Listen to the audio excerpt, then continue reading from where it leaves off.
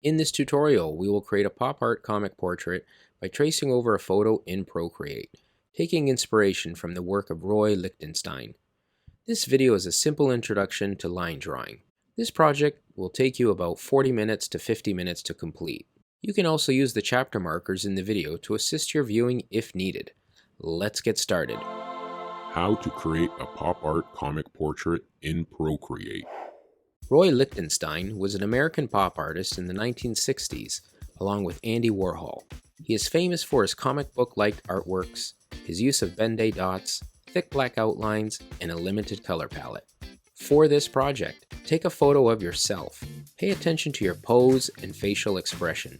Lichtenstein often has his characters running off the frame, engaged in some type of activity, or looking startled or upset all the time. I've taken some pics of myself here exploring this. Your framing doesn't have to be perfect. You can slightly play with the cropping within Procreate. However, I plan to use this online photo of Jenny from Blackpink as it will allow me to show additional drawing techniques for the hair, since I don't have much of it myself.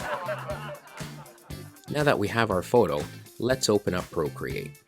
The first thing we want to do is create a new file or document.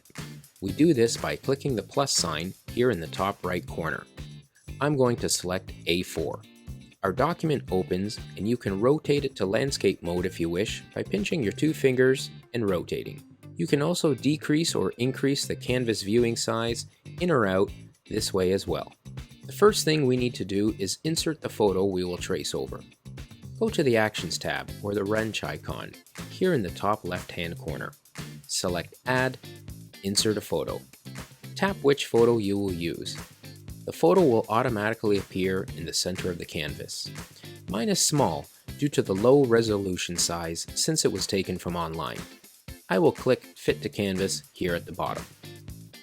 To increase or decrease the size, use the corner nodes to drag it in or out. The green circle at the top is for rotating the photo. You can also then slide it into the desired position. I'm going to let the head run off frame, since Lichtenstein also did this, and the composition will appear more dynamic. I will also move it slightly over to the right. Once satisfied with the placement, deselect the blue arrow at the top to set the image and exit. If you need to go back and further adjust, simply go back and click that arrow button again. Have a look here in the Layers panel. Every photo you import will automatically show up on a different layer. Since we are going to trace over the photo, select the N that appears here. Lower the opacity using the slider. This will make it easier to see our drawing over the photo. Next, we will press this plus sign to create a new layer. We will use this new layer to draw on. Now let's choose a brush or pencil to draw with. If you click the brush library, you will see there are several options available. I'm going to go into Inking and select Syrup. Other good options are inking, studio pen, or calligraphy, monoline. If you tap on your brush style, a window will open where you can adjust the line properties. If you have shaky hands, you may want to stabilize it or adjust the pressure, etc.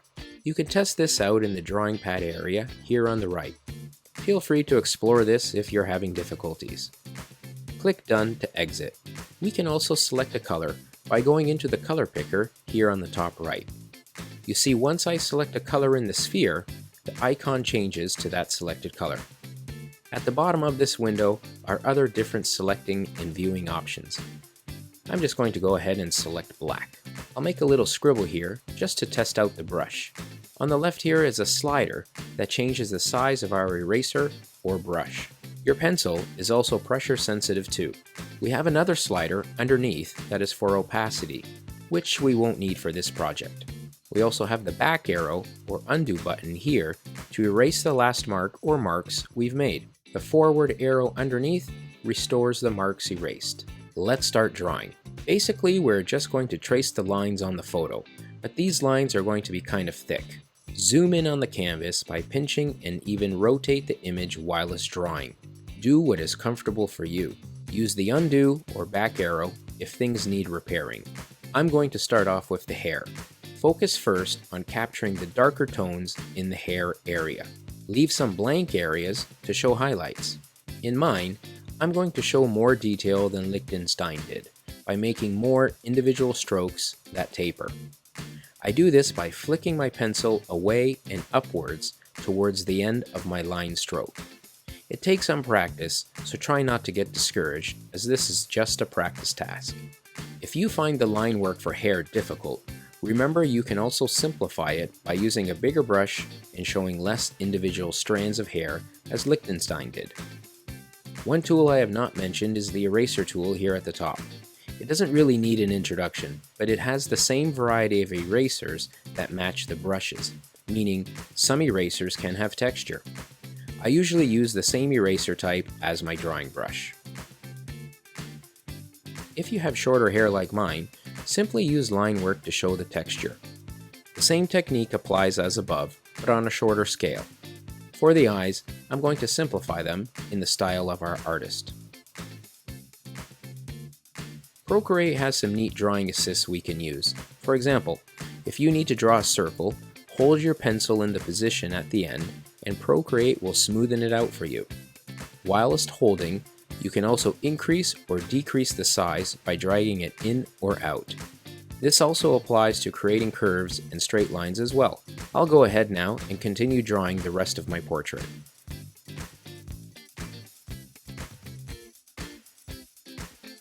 For the nose, we don't need much work or detail. The lips are also stylized.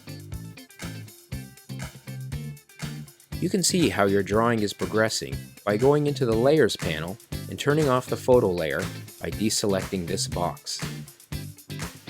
I'm going to time-lapse the rest of this tracing section and probably refine and thicken some line work as well.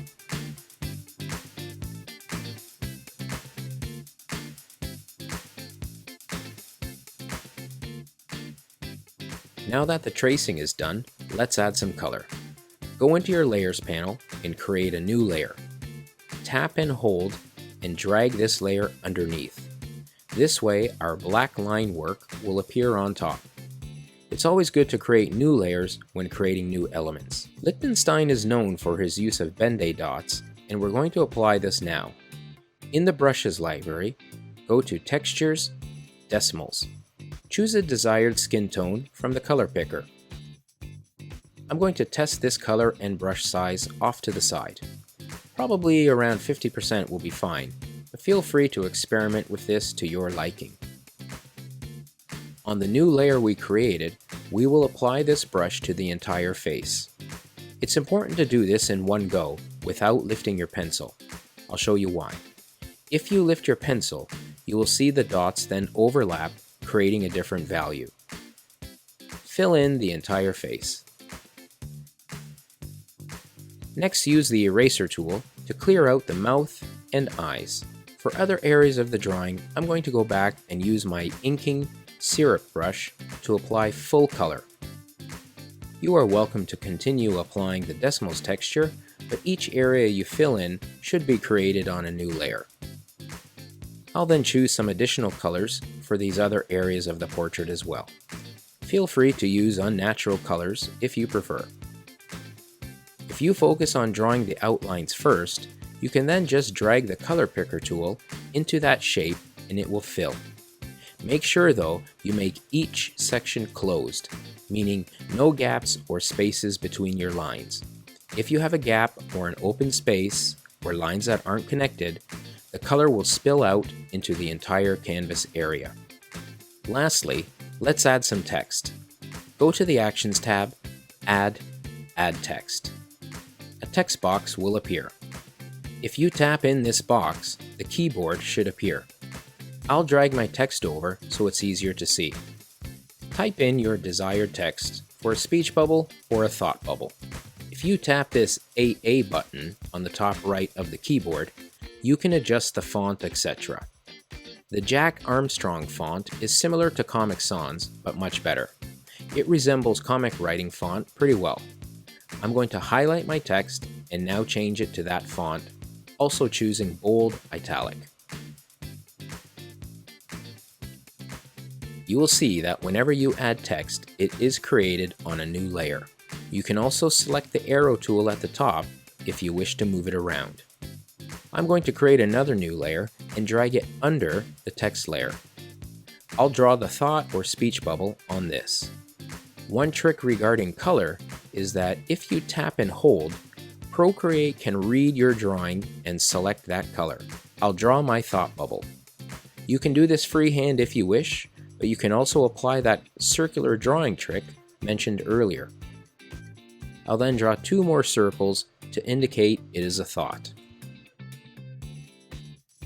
I'll create a new layer again and drag it to the top. I'll put a 3rd circle here. And I think it is done. To save our drawing, go to Actions and select Share and JPEG. It will then prepare for export.